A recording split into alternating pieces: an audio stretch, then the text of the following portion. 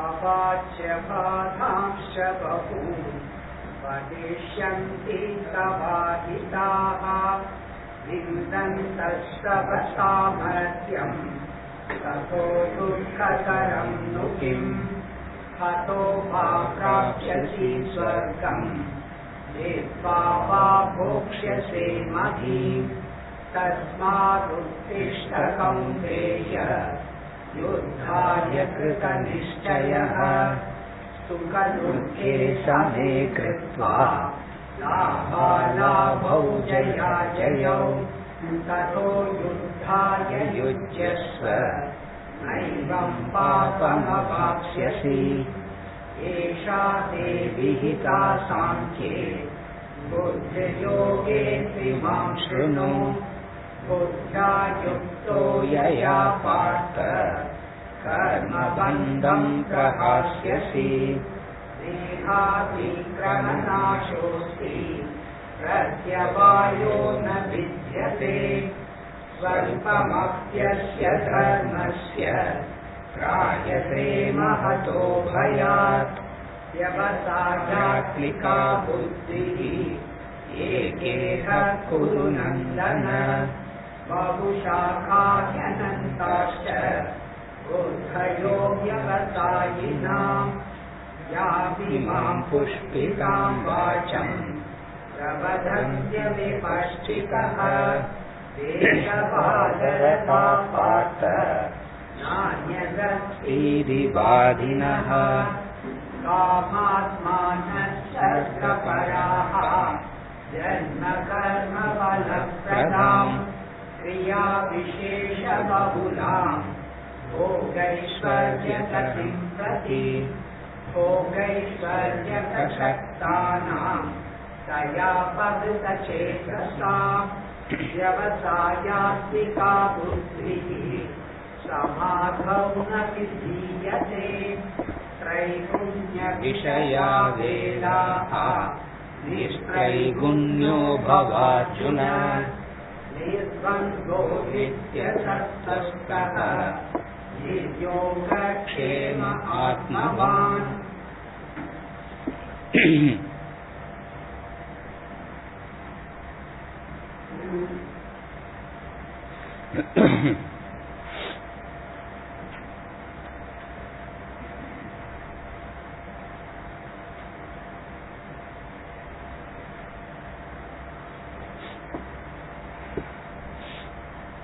The very little practice of karma yoga. கேக்குறதா? இல்ல, நீங்க தான் முன்னாடி வரணும். can't shout more.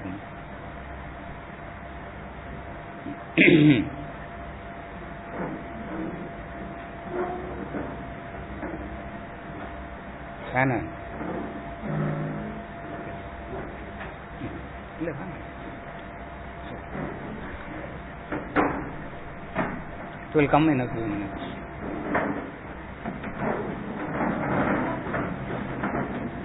Enough. Yeah, it's okay.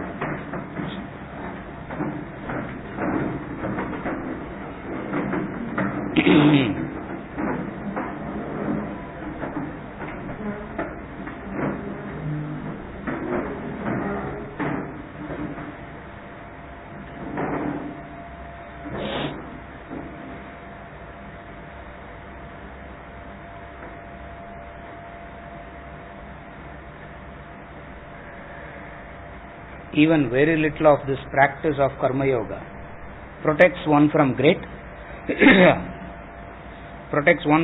fear. That's where we left. Long time back we left here.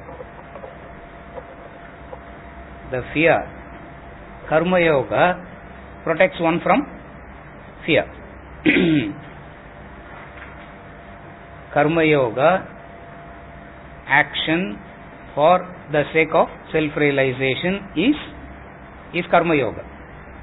Action done for, in the relative sense, any action for a higher cause is karma yoga.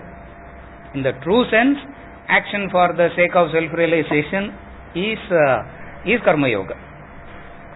Either way. 2 minutes. I complete.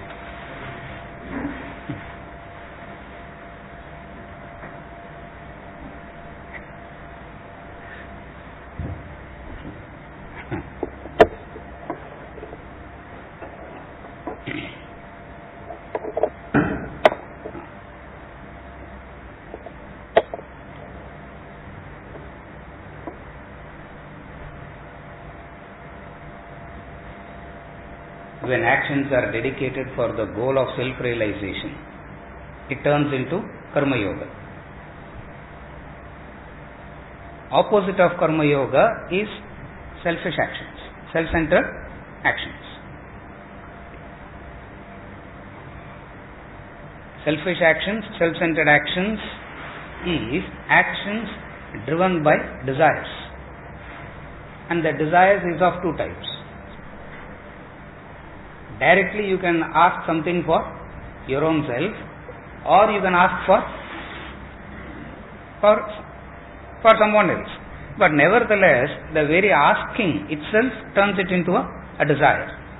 Karma yoga is exactly the opposite of it, where actions are done not driven by desires, but for the sake of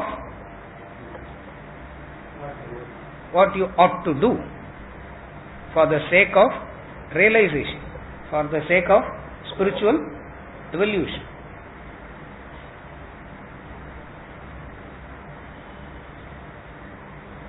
The catch in Karma Yoga, the difficulty in Karma Yoga lies here. Where lies the difficulty in Karma Yoga? The difficulty lies in you will know the area of desires of everyone else except your own. You can identify the selfishness in others very easily, but you cannot identify your own selfishness. You can identify the ego in another very easily, but you can't identify your own ego. Therefore, it becomes that much difficult in comprehending what Karma Yoga is. Because to understand Karma Yoga, you need to understand how your desires, how your actions are prompted by desires. And very difficult to understand how your actions are prompted by your desires. Why it is difficult? Is because of this problem. You can see the selfishness in others very clearly. You don't need any education to see the selfishness in the other. You don't need any training to see the ego in the other. But impossible to see the ego in your own self. Just as you can see the desires in others very clearly. You can see how everyone is a victim of their desire. But your desire will look very, very genuine, very justifiable to you. In everything, it's always like that. If someone else comes and asks, like,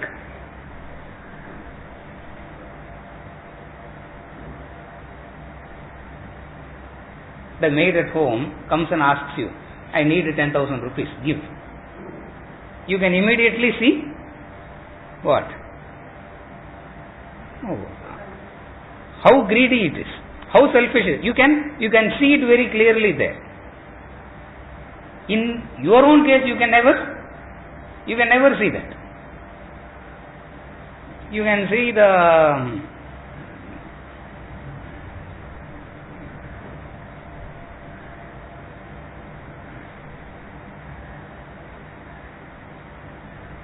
the best thing in life to happen is to miss the flight. Yesterday only I realized it. You missed the connecting flight, you are blissful. Because phone, you can say flight is missed, phones are not working. You can say that and they give food also, so you don't have to worry about food, you don't have to do anything. And I told them, irukkiradhile kadaisi flight give me, no problem. So 18 hours in that airport.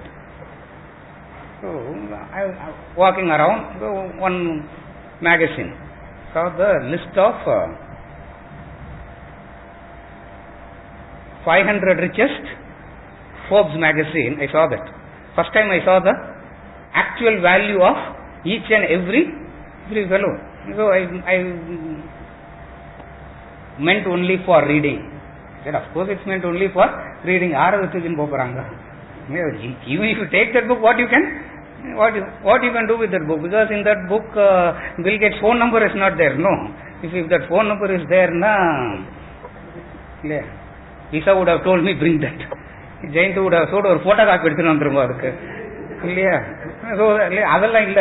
So I was so happy that also. I can say book print panlaman. I can say that. See that man's worth. Once man's worth is this much billions, he lost.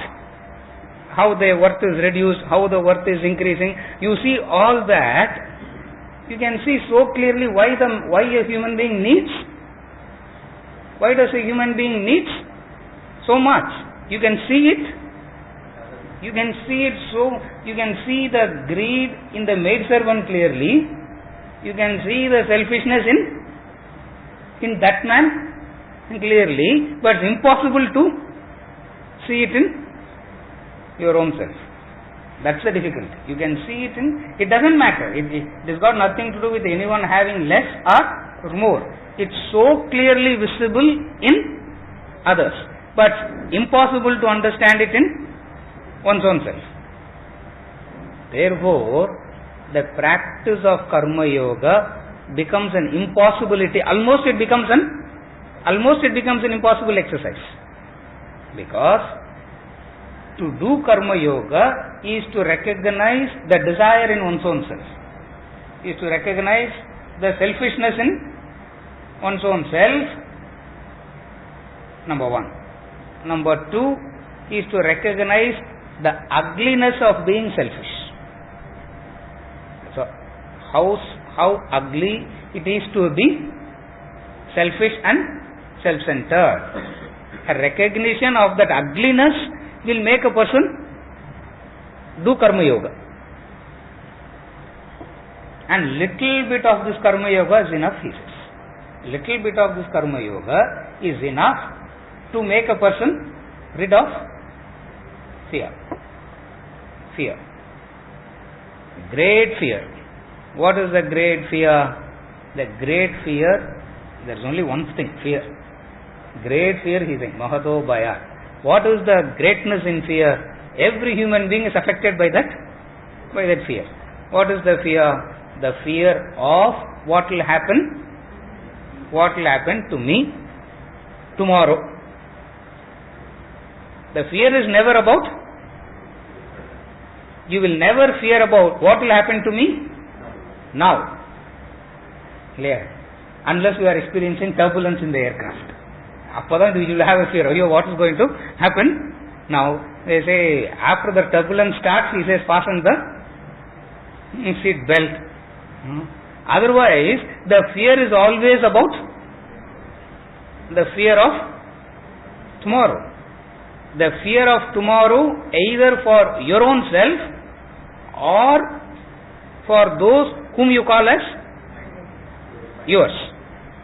Either I will be worried about my tomorrow, or I will be worried about the future of my child.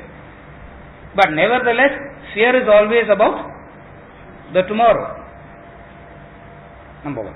Number two is the fear is always about an imagination. Tomorrow is an imagination. The reality is today. So the fear is always about the tomorrow, which is born out of imagination. This no one understands. They say, no sir, we have to plan for future. No. Pension plan. I don't know. Pension plan. after death also you need to plan for the welfare of, for the near and dear. Yeah. The only one that is near is God. The only one that is dear is God, and there is no concern about that near and dear. What is near and dear? Whoever we call as near and dear. The tomorrow, the unknown creates so much of fear. The tomorrow, the unknown creates so much of fear. And mind likes to indulge in this unknown. Mind is so fascinated by the unknown. When I say fascinated, it's like you can go on and on and on brooding about it. You can at any point of time, you can never stop. If at all it stops, it's out of fatigue it stops. If at all it stops out of fatigue, I am tired, I am retired, that's it. I can't do anything more. It's not stopping out of an understanding, it stops out of fatigue. Like you are running constantly. At some point of time you will sit you will sit. That sitting is not out of an understanding. That sitting is out of a fatigue. When you are sitting out of fatigue, you are only waiting to start when you are sitting out of fatigue, you are only waiting to start running all over again. Because it's so difficult to identify the selfishness in oneself. Whereas it is so easy to identify in the rest.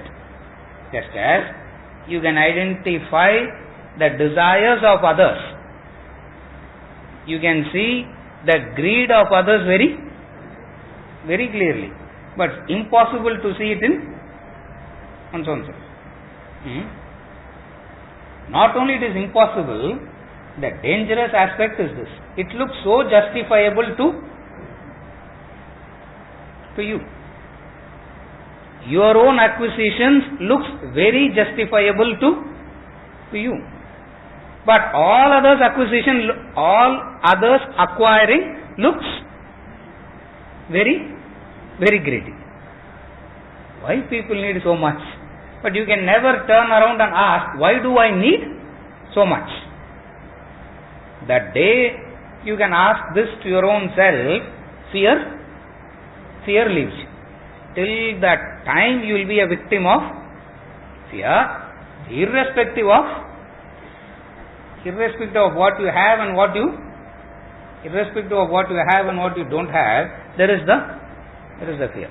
And here he says, little bit of karma yoga is enough. Little bit of karma yoga is enough to protect you from fear.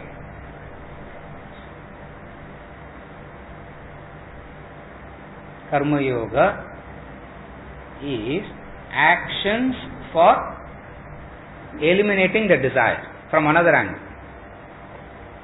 All the human beings' action is aimed at fulfilling desire. Karma yoga is acting to eliminate the desire. Again I repeat, all human actions are aimed towards fulfilling a desire.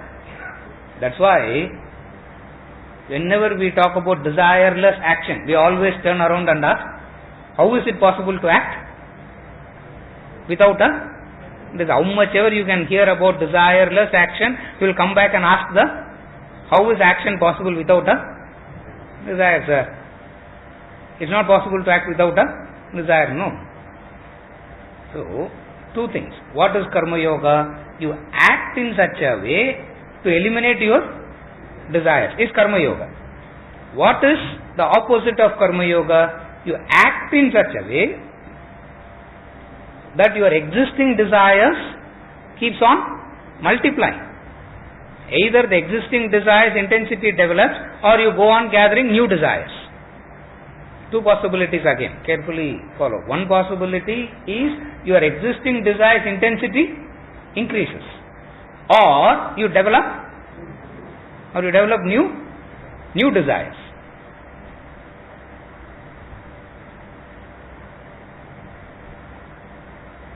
What is developing new desires? Go to a supermarket without a list. Go to a supermarket without any list. Everything there looks everything in the supermarket looks very essential. It looks and you read that. Don't make the mistake of reading. If you start reading, you will be so convinced that how important it is. You come home, 3 months later you will see what? You didn't even open it. It's not that you didn't even open it. You even actually forgot that you actually purchased it. You actually even forget that you went and actually purchased it. But then you go there, it looks so. So one is you develop a new desire. Another thing is the existing desire's intensity goes on increasing. This way of acting is opposite of Karma Yoga. What is Karma Yoga? Acting in such a way that you don't develop any new desires. First discipline, first thing that happens in Karma Yoga is you act in such a way that you don't develop any new desires. Number 2, existing desires also gets eliminated. Two things in Karma Yoga. One is you don't develop any new desires. Second thing is the existing desires gets eliminated.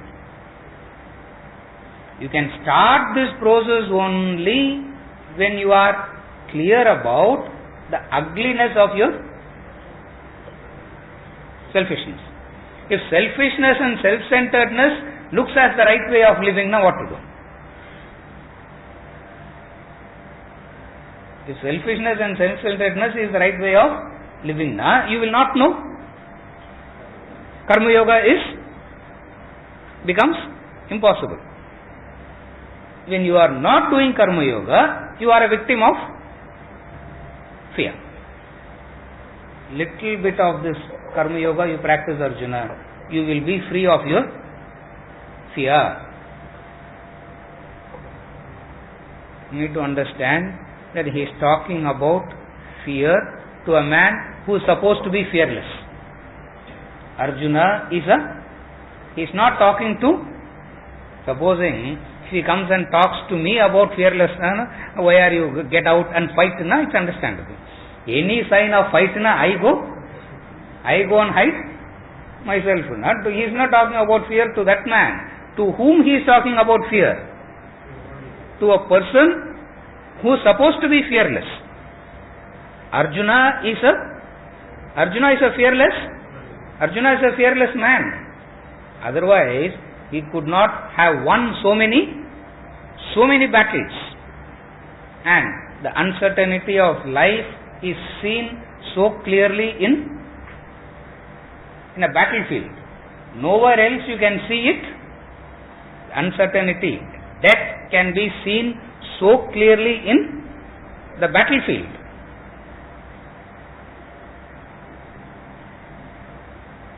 That's why you find after the battle, the vast majority of the society turns spiritual. Even Ashoka turned spiritual not by listening to Gautam Buddha's discourse.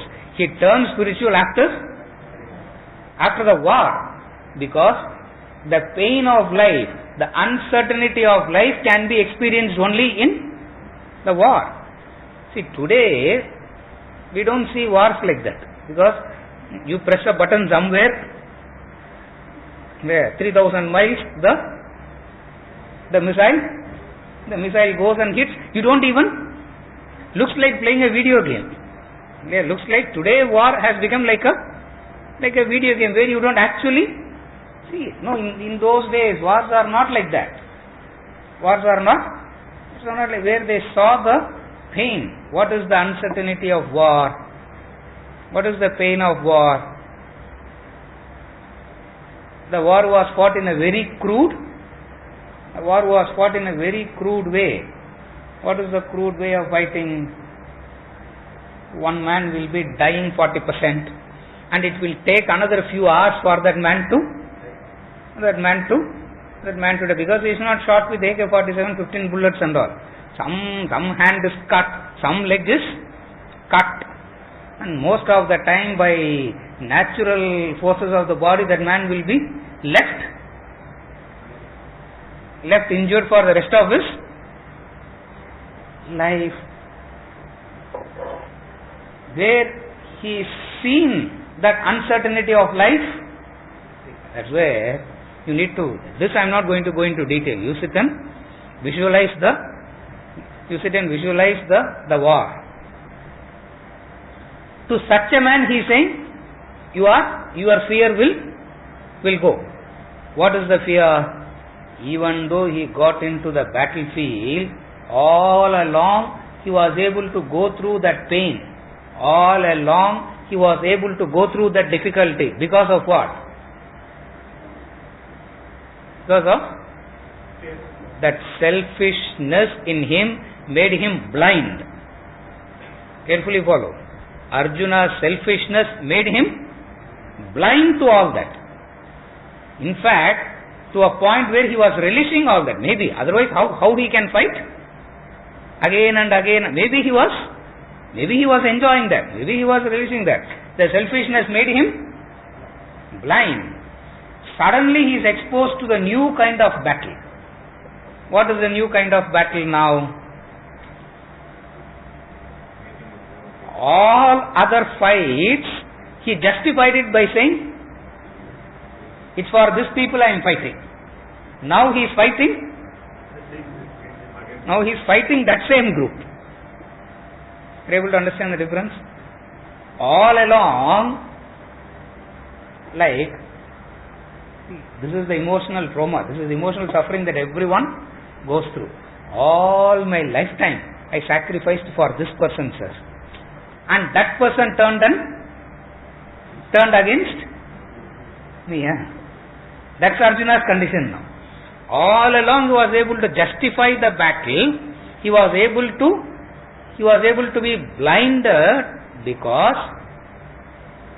he had a very justifiable reason. What is the justifiable reason? Fighting for others. Per se I am not selfish, Krishna. Per se I don't want anything for myself. But all this I am doing only for those around. I don't need anything for myself. I am doing it only for the sake of my children. The moment I bring in that, it gets, my own selfishness gets blinded. That situations in life exposes you to the reality sometimes. When you are exposed to the reality, not knowing how to handle it, there is the fear. Situations in life exposes you to the reality. When you are exposed to those situations, you will not know how to handle that. All your strength, or what you thought, where you thought that you had enough strength to handle any situation in life, today you become like what they say, shivering in the shoes. There is the fear. There is the shivering. Because of what? Your selfishness stands exposed. Your selfish areas stands revealed, and you experience your helplessness. And you experience your and you experience your helplessness. It's exactly like that. They call and say, this man will be alive only for the next 72 hours. Take him back home now. What do you do there? That's all. You have to bring that man and keep what? And keep watching him dying right in front of your eyes, and you can't do nothing about it. You can blind yourself by saying, I am praying to God, some miracle will happen, and that man will get back to. All this you can imagine and again turn blind. But what is the reality? The fear, you stand exposed. You stand exposed. Not knowing how to handle that, you get into. Not knowing how to handle that, fear comes in. Arjuna is in that situation now. What is the situation? He has to fight. All along he was fighting for them. Now he has to fight them. There is a difference between the two. All along he was fighting for their sake. Now he has to fight. Now he has to fight them only. Exactly the same situation happened to that man Valmiki. Before he turned into a Valmiki. Before he turned into Valmiki, he was who he was? Highway robber. Yeah. Sea pirate Madri. Correct. Highway robber. And not only ordinary highway robber, he is the master class in that. He is the chief of that.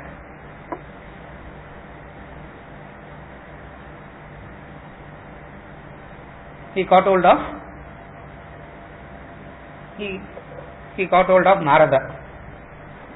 And what you will get with Narada except free discourses? Yeah. See, you go to a wise man, what will you get from a wise man? Only free discourses, that's all. And that will also not help you in any way, because you will think, what, your pesaradella velika. Yeah, so that will also not.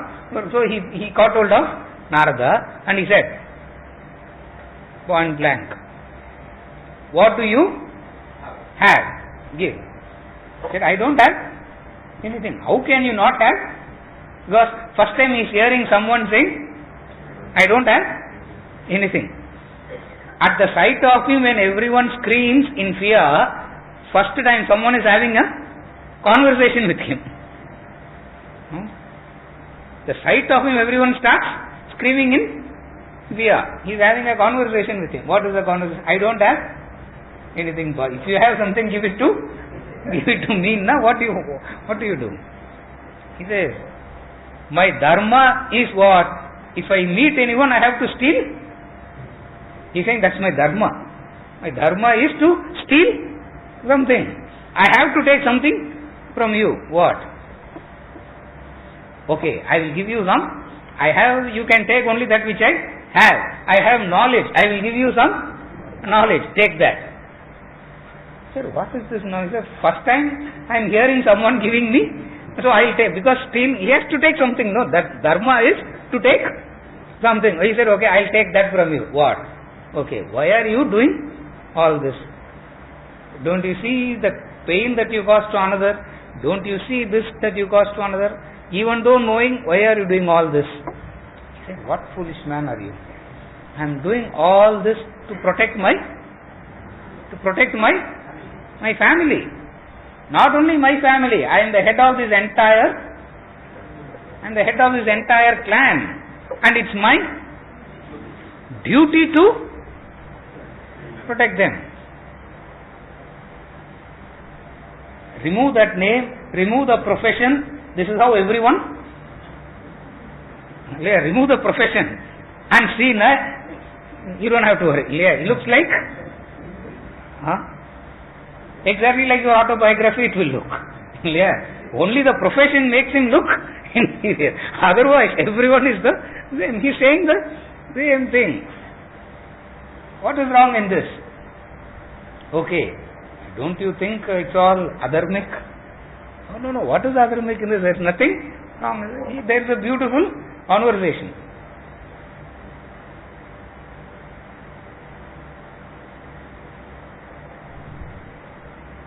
Never engage in a conversation with a wise man. You will be trapped.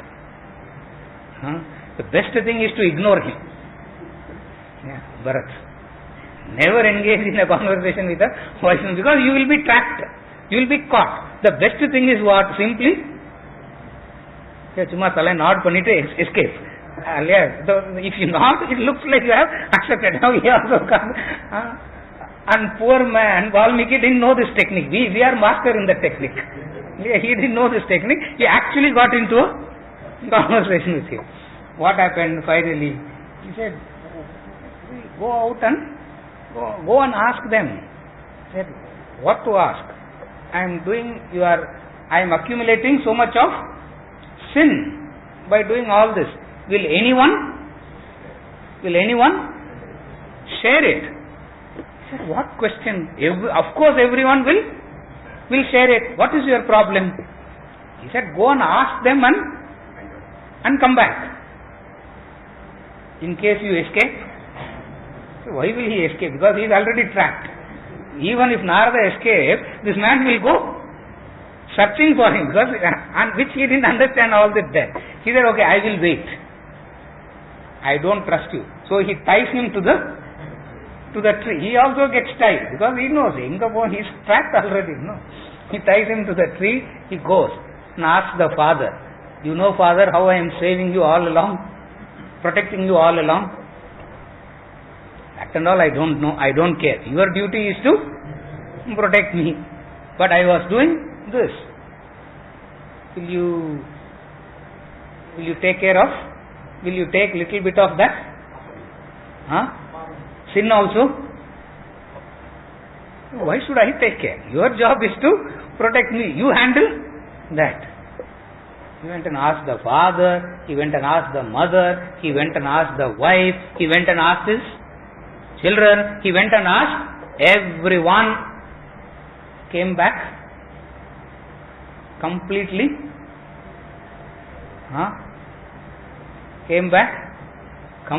dejected, crestfallen, dejected. And it is worth to get into that dejection. We also get into a dejection. Our dejection is useless. Our dejection is useless because we go back and do the same thing again. That man also got into a dejection, and it is worthwhile to get into that kind of dejection. He came back crestfallen. He came back dejected and said, now what do I do? Now what do I do? That point is the turning point in life. That point where you are dejected with your own selfishness, your own self-centeredness, come and ask, what do I do? Is the actual turning point. Not dejected with others, not dejected about others, not dejected about situations, not dejected about anything. What is the dejection about? Your own selfishness. How you are trapped by your own selfishness. How you are blinded by your own selfishness. Where you can see it so clearly in others, but you can't see it in yourself.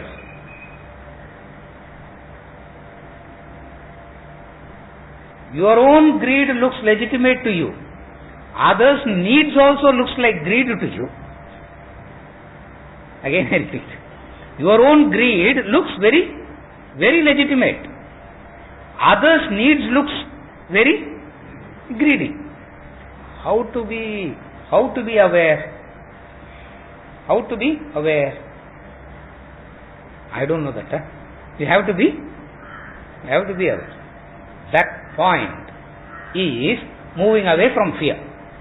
That point is actually moving away from fear. If not, you will be blinded by the selfishness. You will never know your selfishness. You can only know the fears. Lastly, you can never encounter selfishness. You can only encounter fear. Whenever you experience fear, you need to go back and understand that you are selfish. Again I repeat, you can't directly encounter your ego. You can't directly encounter your selfishness. You can only encounter your fears. You can only encounter your anger. You can only encounter your jealousy. You can only encounter all these are things that you can encounter. For list mari vechukonga 5 things.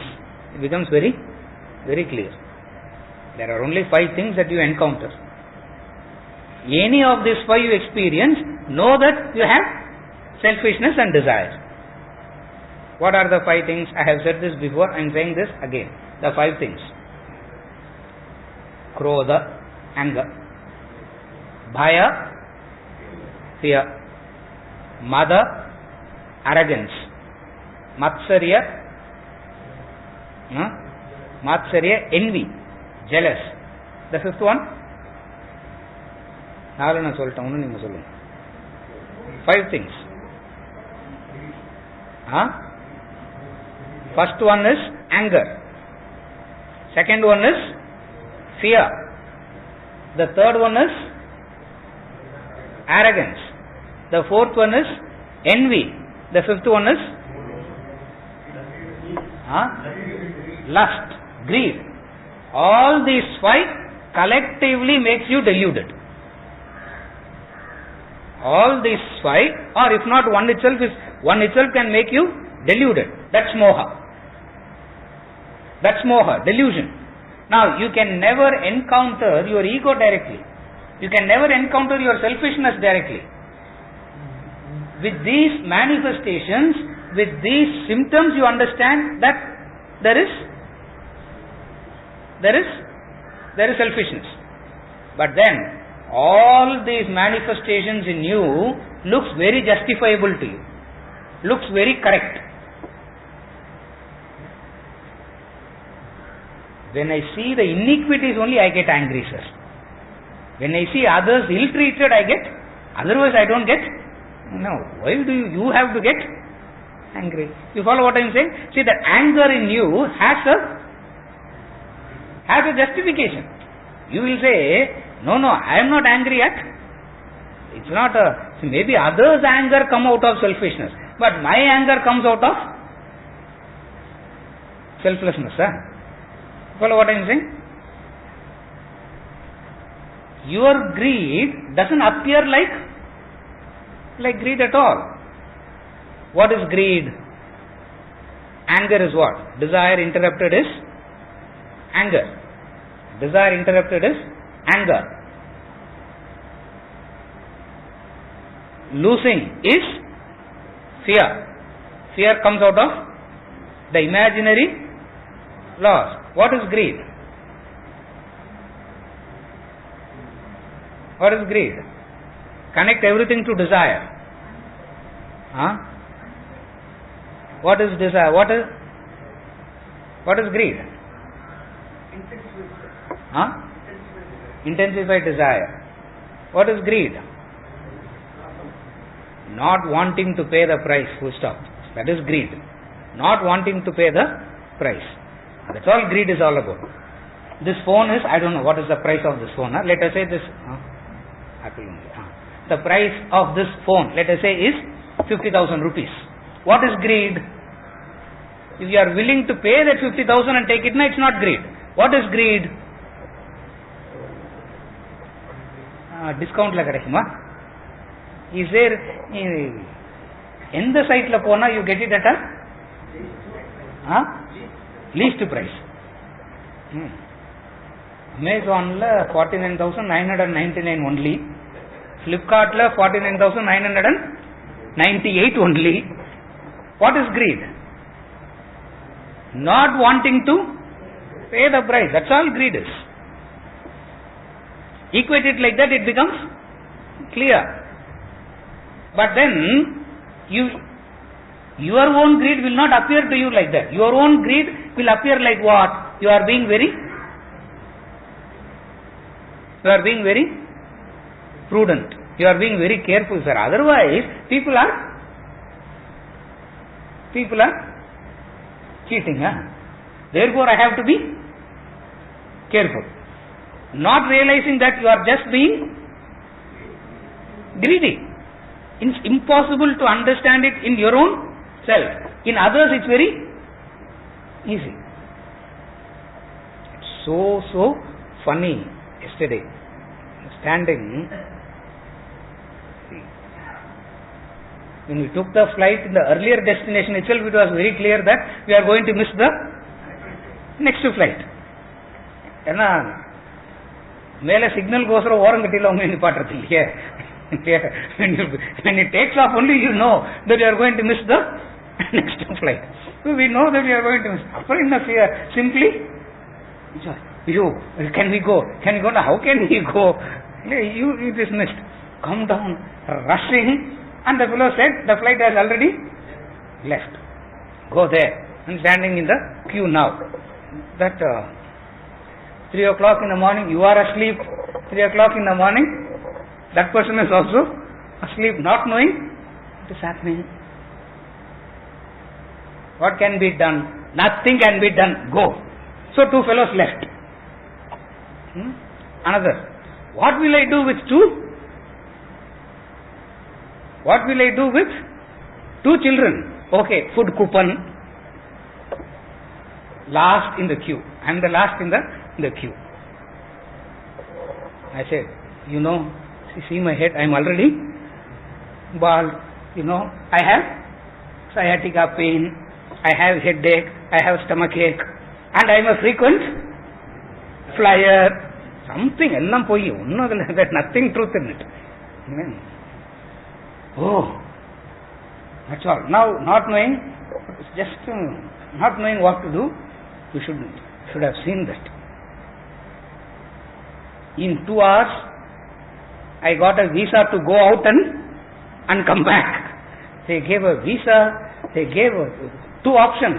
Sir, you want to stay in the airport hotel or you want to stay outside? Okay, but outside hotel now, who will take me to that hotel? That fellow thought, oh my God, from where this? No, sir, we will arrange. So, half an hour conversation. And the person standing behind, sir, உங்களுக்கு எப்படி sir அவ்வளோ கொடுத்தாங்க? Just greed ma, I said, that's all. That's plain greed, that's all. Because I can't go and ask the same question if the train gets delayed. Can I go and ask the same question if the train gets delayed? Can you do that? You take the Shatabdi also, and if it gets delayed, you can't go and ask the station master, no. I got delayed, give me compensation. That fellow will say, Are you mad to ask for compensation? The same thing. But then, sir, Butsali Ellanna, I was giving the same discourse. If you are not wise, they will cheat you. Therefore, you have to be really wise to extract maximum. I extracted maximum just to see.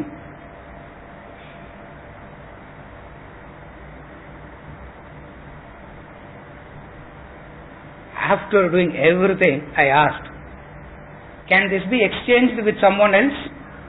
We have given it to you. You do what you like. So I gave the hotel coupon to that family. You go and stay in that hotel room. I was staying in the lounge, walking around in the lounge, and they went and left there. Because not knowing how to, I was thinking within myself, how many times I travel in train and bus, how many times it has got delayed. Flight is also not taking me for free, train is also not taking me for free. But can I go and ask there? But what makes me to ask here? Oh no, sir, in an alien country you will not know what to do. No. Justifications can be any. You follow what I am saying? At the end of it, what is it? At the end of it, what is it? Just plain greed. This you can see it in others, but you can't see it in yourself. What is greed now? Anger is desire interrupted. Fear is losing your acquisitions, product of desire. What is greed? Not willing to pay the price. Anger, fear, greed, arrogance. What is arrogance?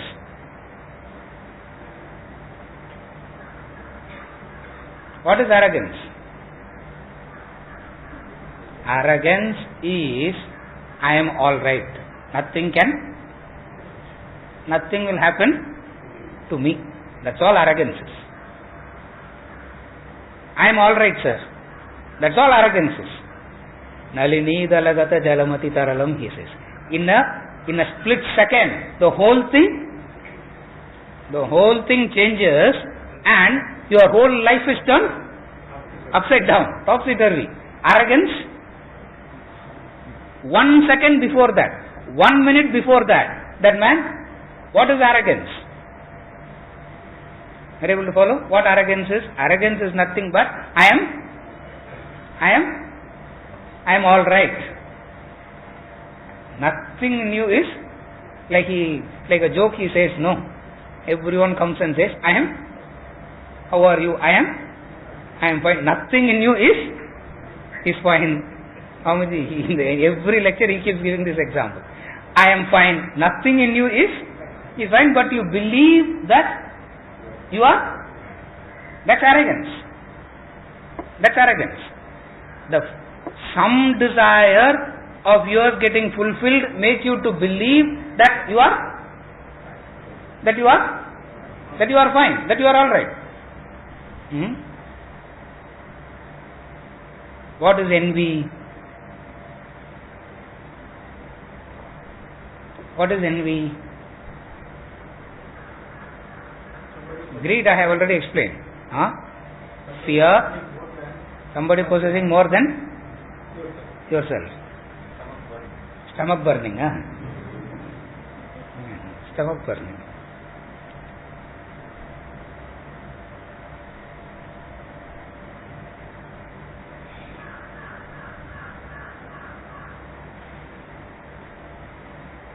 Envy is a wrong comparison. So, a wrong comparison.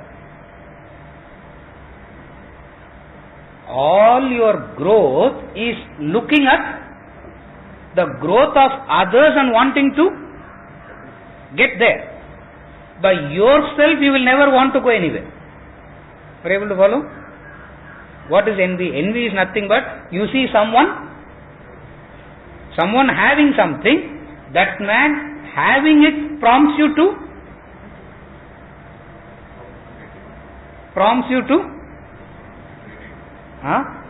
get it. Someone else has a car now, you will also want to. By yourself, the tamas is so high that by yourself you will not do. Not that you are contented or anything. Someone else having is only triggers. Adu perna stomach shankar. Other stomach burning. Yeah. Swati tells me, my daughter, she tells me, Appa, your stomach is burning there, I can smell it. Yeah. Where is my stomach burning? You understand? What is the tamas is so high that to make you do something by yourself you will not do. Someone else possessing, someone else having only triggers you. Are you able to follow? Any one of this is enough to get you deluded. Any one of this is enough to get you deluded, and a human being is a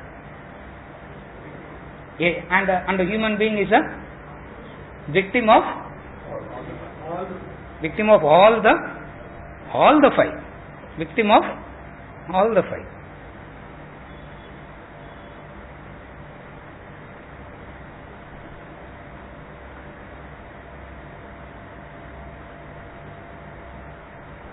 Fear, anger, greed, arrogance, envy. That's all. If you are experiencing any of these, know that you have selfishness. Know that you have selfishness. And to overcome that selfishness, you have to start doing Karma Yoga. And little bit of Karma Yoga is enough to protect you from great fears. You will be free of your selfishness. You will be free of all these modifications, manifestations.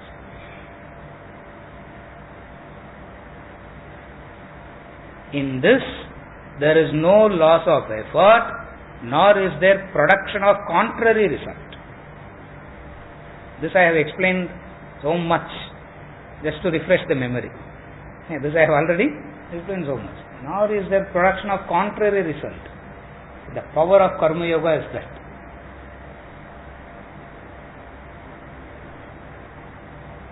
We have this fear of action. What is the fear of action? I am doing good, sir, but result is wrong, going bad. He is saying it's not possible. Nehabhikramanashosti pratyavayo na vidyate. Pratyavayo na vidyate means there is no production of contrary result. First thing is there is no loss of effort. Two things about action. One is the waste of effort. Evlo effort potalum, nothing is happening, sir. It's impossible, he says. Number one. In Karma Yoga, there is no loss of effort. Number two, nor does it produce contrary result. These two problems we have with Karma Yoga. What are the two problems? How much ever I do, effort allam vyarthama. All my effort went in vain. He says it is in desired actions, it will actually happen. All your efforts will go in selfishness. In desired actions, two things happens. What? All your efforts goes in vain, and it also produces contrary effect. What is contrary effect? You want happiness, you want satisfaction, you want contentment. What do you get? Contrary result.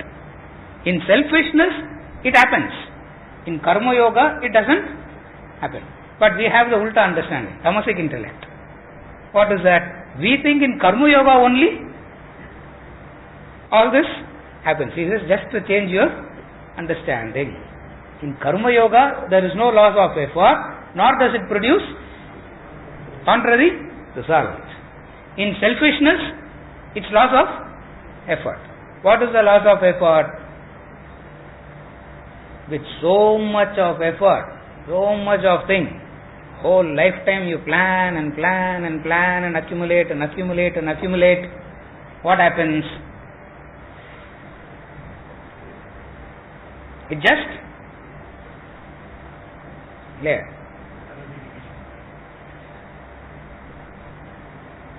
butterfinger, sir.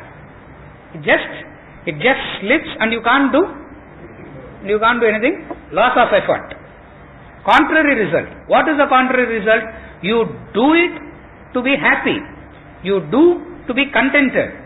You do it for sufficiency, self-sufficiency. Contrary result happens in selfish and self-desire actions.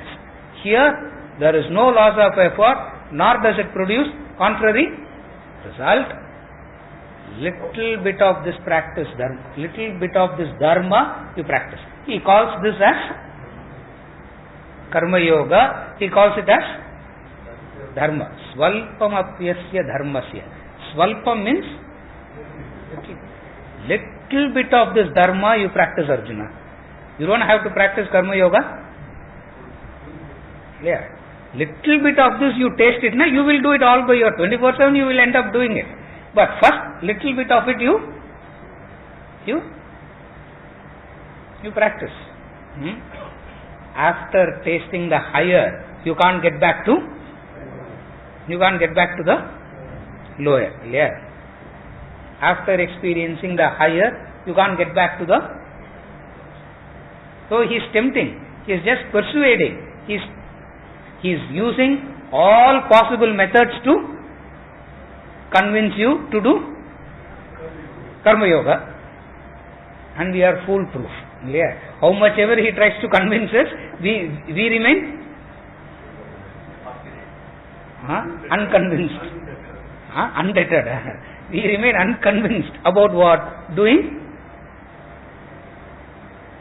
Karma Yoga. 41 padi.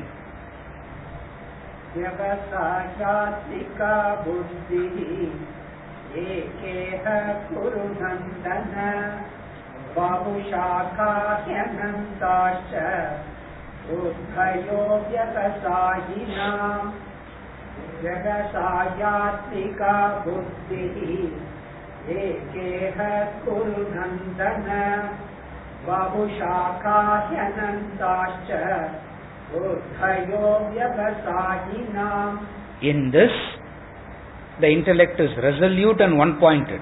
O Kurunandana, many branched and endless indeed are the thoughts of the irresolute. In this means in Karma Yoga, the intellect is resolute and one-pointed. Therefore, the discipline of Karma Yoga is actions directed by the intellect. What is Karma Yoga? He is defining it. What is Karma Yoga? Actions directed by the intellect. How do you know that actions are directed by the intellect? He doesn't want you to guess. He doesn't want you to speculate. He is making it very clear. What is it? It is resolute and one-pointed. In Karma Yoga, what is Karma Yoga? Intellect directing the action. What is intellect directing the action means? First thing, it is resolute. Vyavasayatmika buddhi. It is resolved. Resolute. What is resolution? What does resolved means? What is resolute means?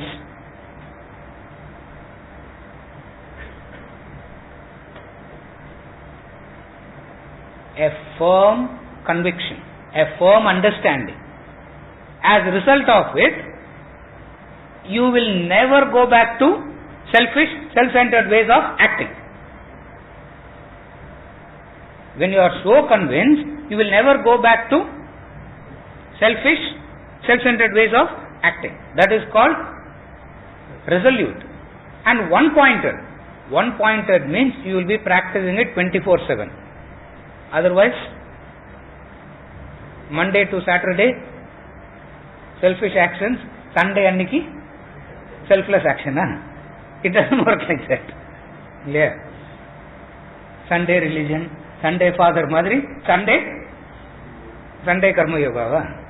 It doesn't happen like that. One-pointed, resolute. One-pointed means you do it always. Resolute means the opposite doesn't exist. The contrary doesn't exist. What is human mind? The definition is given in this verse. Bahushakaha anantaha. This is the mind. What is mind? Nowhere you will get the definition of what mind is. In this verse, the definition of mind is given. What is mind? Bahushakaha. Bahushakaha means many branched. And ananta. Ananta means endless.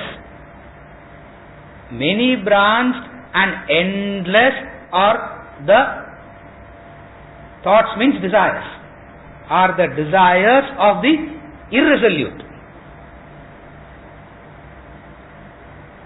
What is mind? What is intellect? People ask. Where do you get the definition of what mind is and what intellect is? Remember? Sattama. Verse 41, chapter 2. Where do you get the definition of what mind is and what intellect is? He says, what is intellect? What is Karma Yoga? Actions driven by intellect. And what is actions driven by intellect means?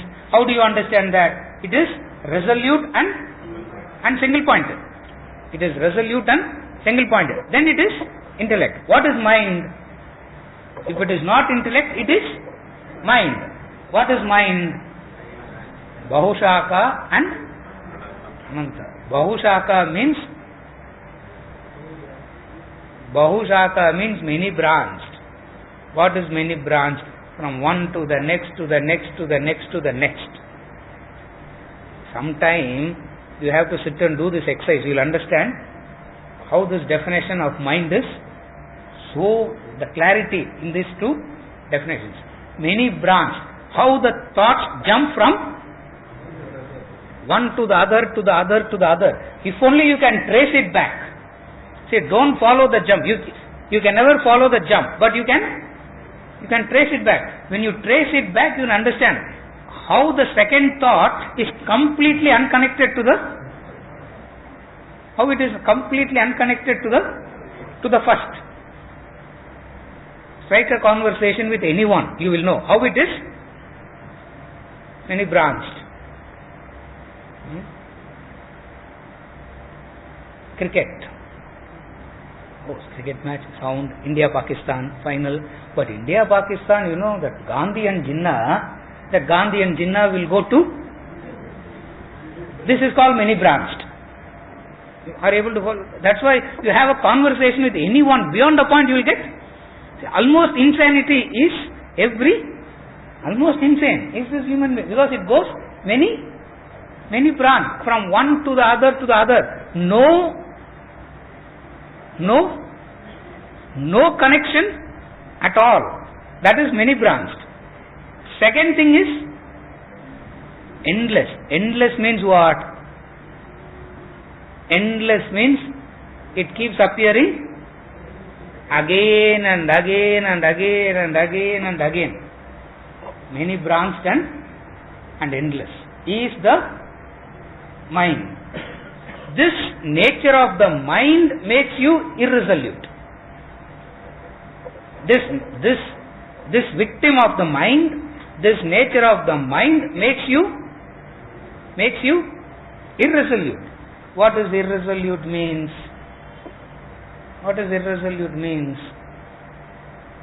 Can't take up anything and go right till the end. You have to take up something, drop it and go to the next. At the end of the day, you would have done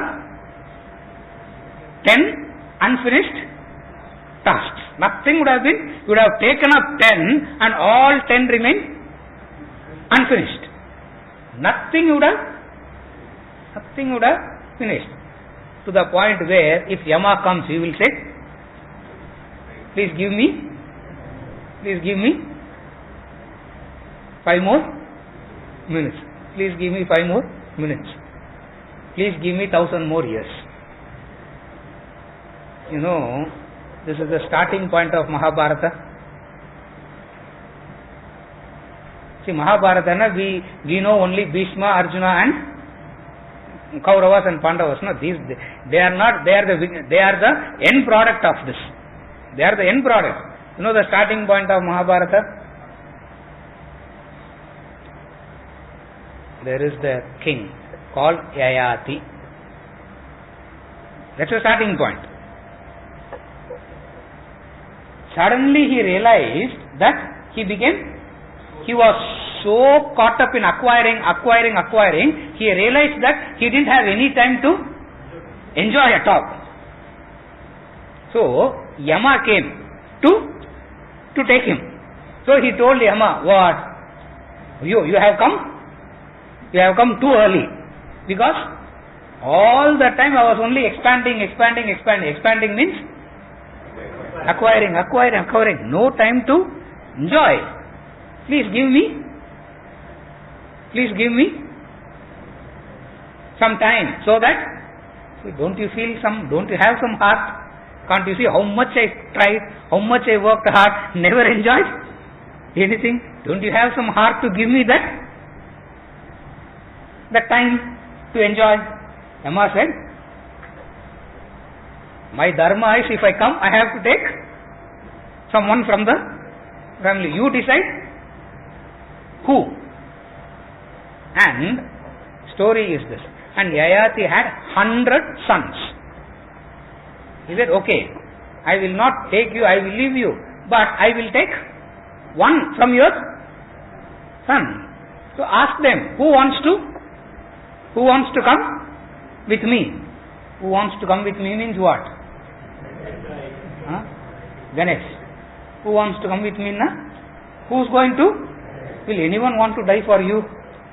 No one will want, no. So he went and asked the first son. That's why unworthy are the elder sons. And I am the elder son. Unworthy, useless they are. He said no. He went to the youngest boy, 12-year-old boy. He went. He said, I will go. He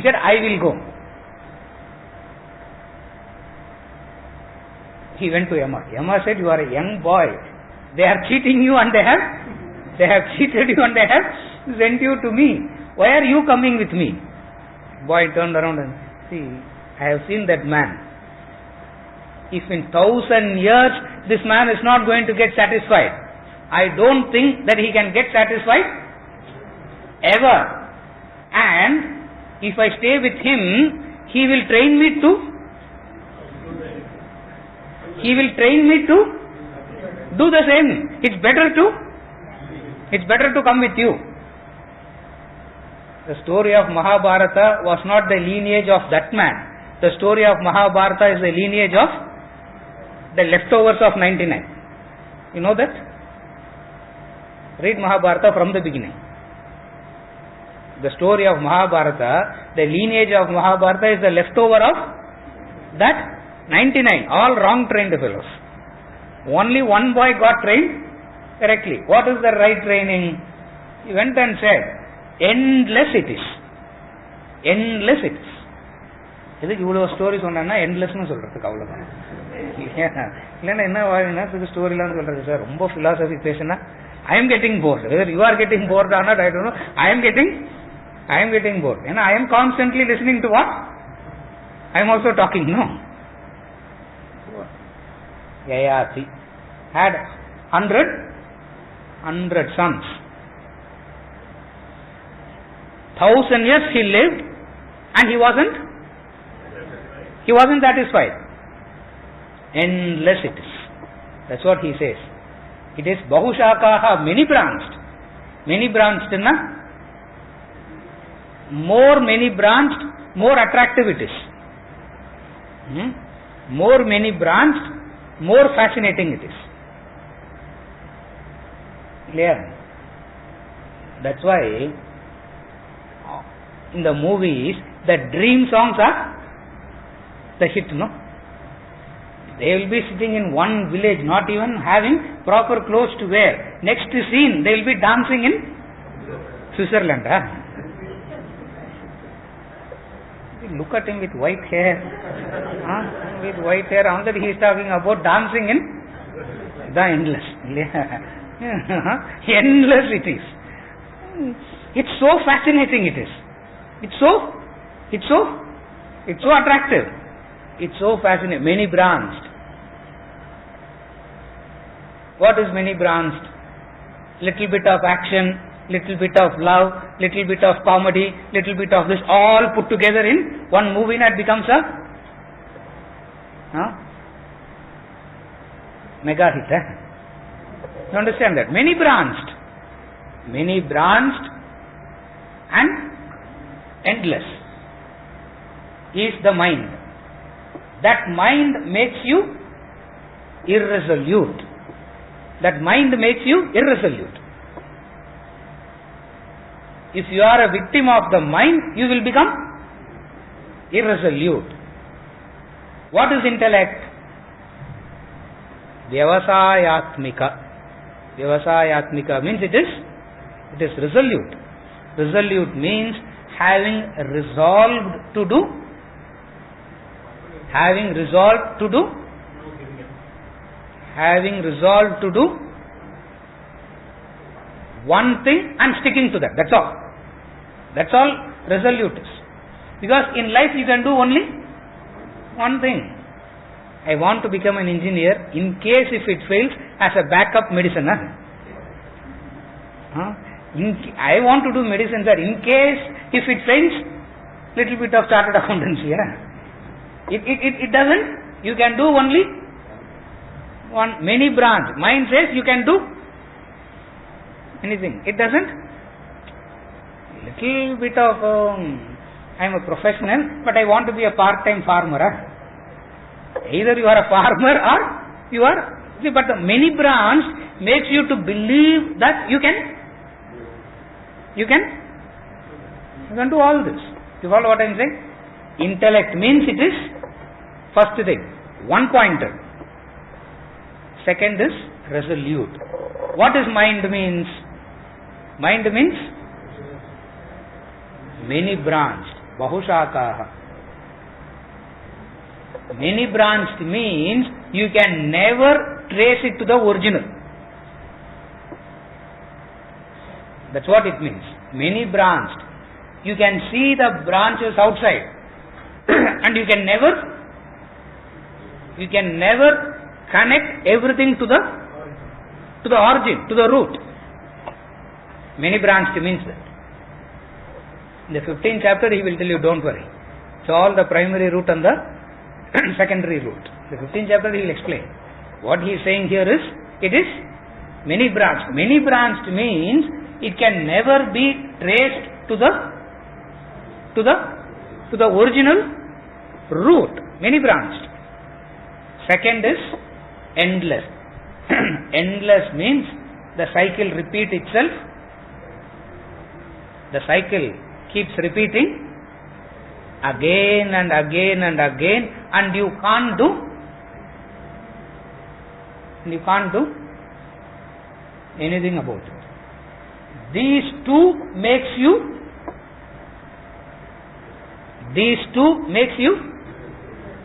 irresolute. These two makes you irresolute. Irresolute means what? You can never work for a goal in life. That's all it means. Resolute means working for a goal. Irresolute means having no goals. Mind can never have any goal. All those who are a victim of mind says we have goals to achieve. By nature, mind can never have any goal. It's impossible to have a goal. Why? It's many branched and endless. Goal is that which makes you resolute. Goal is that which makes you one-pointed. And what in you can fix the goal? Intellect can fix the goal. If intellect fixes the goal, it turns into karma yoga. If intellect is not fixing it, then it turns into a desire-ridden action. So there are only two things. Action driven by the mind or action driven by the intellect. If actions are driven by the intellect, it's called karma yoga. Goal-ridden, goal-oriented action. If there is no intellect, means it is driven by the mind. Mind means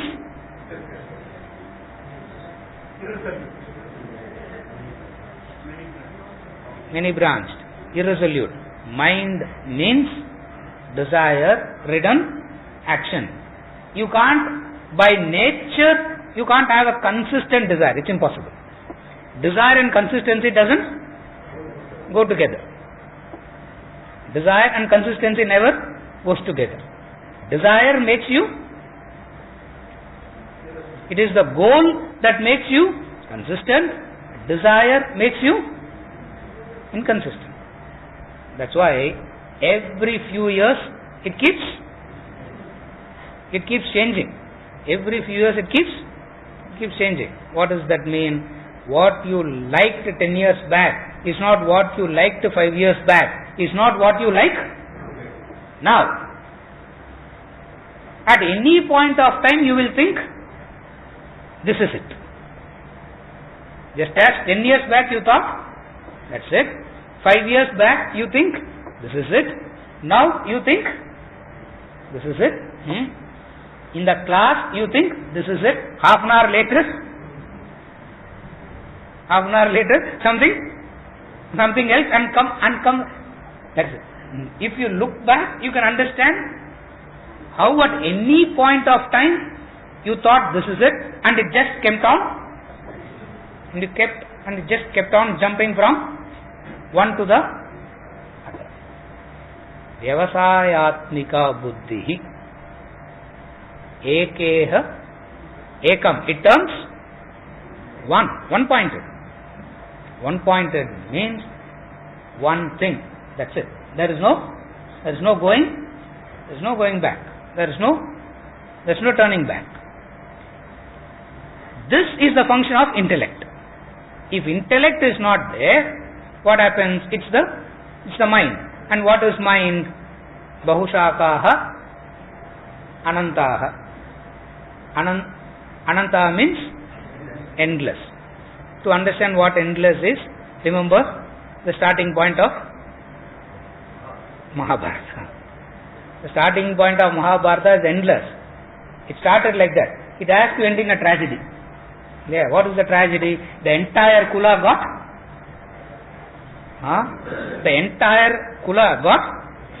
vanished. It has to naturally end there only.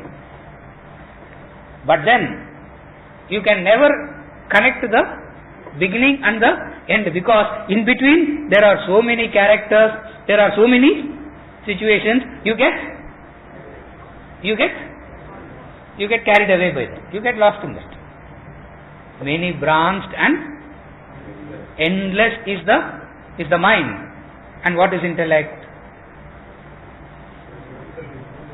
It is resolute and single pointed. That resolute and single pointedness comes only in relation to a goal. Only in relation to a goal it becomes resolute and single pointed. Goal means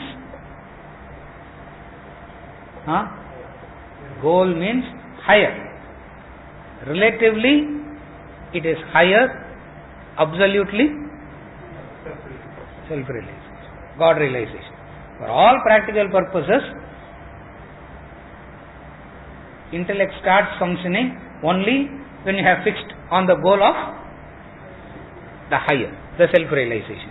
Because then only you turn resolute and one-pointed. If not, you are a victim of the mind. Kurunandana.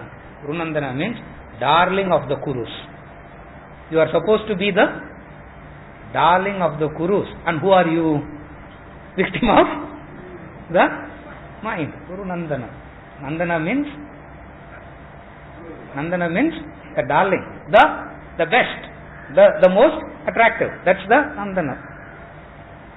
Kuru means of the Kurus. Arjuna, of the Kurus, you are supposed to be that. But what are you? You are also victim of the mind. How do you know that Arjuna is a victim of the mind? Remember Arjuna's long conversation in chapter 1.